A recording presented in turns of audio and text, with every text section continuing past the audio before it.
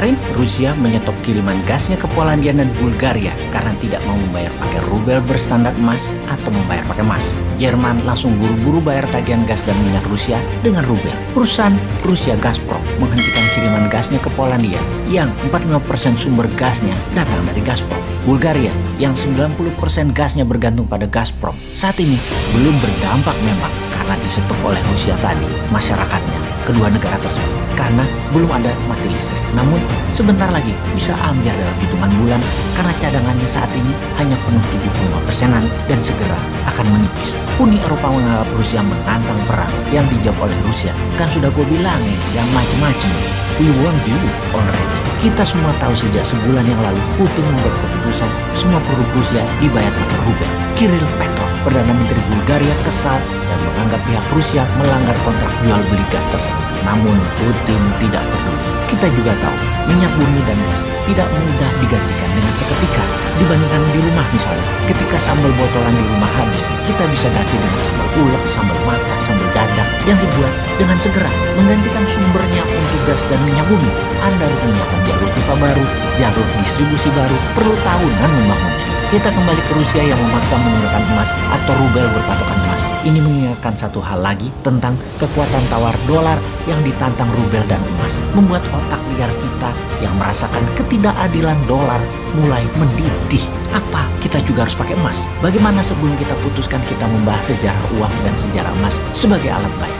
Transaksi alat bayar di awalnya menggunakan sistem barter, di mana barang ditukar barang. Tercatat dalam sejarah pertamanya di daerah Mesopotamia hingga masa kejayaan Babilonia. Pertukaran barang dengan barang yang dicatat dalam sekeping tanah liat atau tablet tadi karena rumitnya menilai sebuah barang yang akan dipertukarkan. Sehingga pencatatan pada tablet untuk mengingatkan ada yang kelebihan atau adanya kekurangan di dalam bentuk angka-angka yang juga kalau dilakukan sekarang banyak tidak pasti.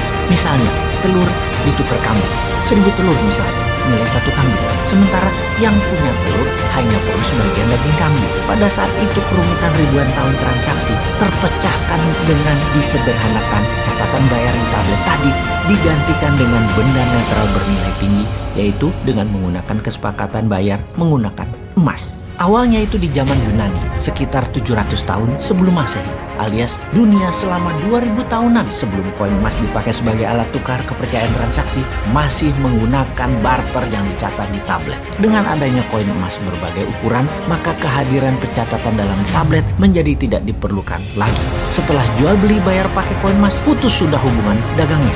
Koin emas juga disebut fungible karena bisa menjadi alat tukar barang apapun karena kesamaan nilai. Fast forward ke abad 14 di mana kertas dipergunakan sebagai alat bayar yang lebih ringan dan lebih rinci nilai.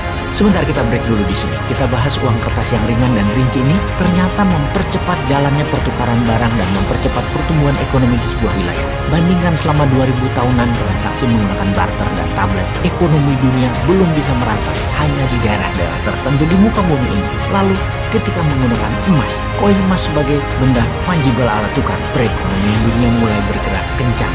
Silk Road salah satu mahakaya transaksi menggunakan emas ini. Kemudian sejak abad 14, dunia meningkat lagi perekonomiannya dengan kemajuan teknologi, permesinan, perkapalan, pencarian bahan baku di wilayah dunia baru, membuat dalam sekejap Eropa menjadi benua termakmur di dunia kala itu karena kemudahan bertransaksi. Di abad pertengahan Eropa yang menjadi makmur dengan cepat karena transaksinya menggunakan kertas juga masih sejalan dengan transaksi yang menggunakan koin emas karena setiap terbitnya kertas ditopang dengan barang fisik emas sebagai jaminan terbitnya uang kertas tersebut. Dan terbitnya uang tersebut hanya dari lembaga kepercayaan publik gabungan dari tempat penyimpanan uang, yaitu bank dengan sebuah pemerintahan.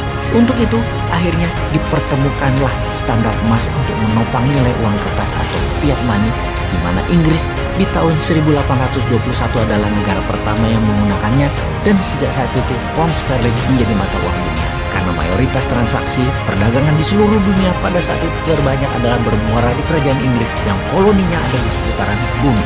Kemudian pada tahun 1971 Amerika dengan dolarnya yang mulai menguasai 65% perdagangan dunia meniadakan konvertibilitas emas terhadap dolar atau emas tidak lagi menjadi jaminan terbitnya fiat money dolar. Oke, kita batasi informasi kali ini tentang uang dan evolusinya. Namun kembali mengingatkan, ketidakadilan printing money dolar ini ternyata sedang ditantang oleh Rusia dengan rubel backed by gold. Atau bisa pilihan kedua di mana Rusia juga menerima emas lantakan pure 99.99% sebagai alat tukar membeli produk Rusia minyak bumi dan gas.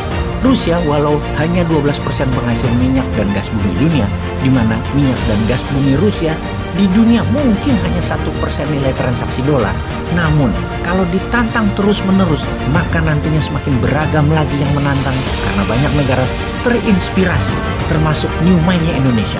Maka dolar bisa kehilangan kepercayaan sebagai cadangan devisa negara dan sebagai alat bayar dunia. Jadi ngerti kenapa Indonesia walau jauh di belahan dunia lainnya dari wilayah perang harus bersiap-siap atas apa yang akan terjadi kemudian. Wahai Indonesia, main cantiklah.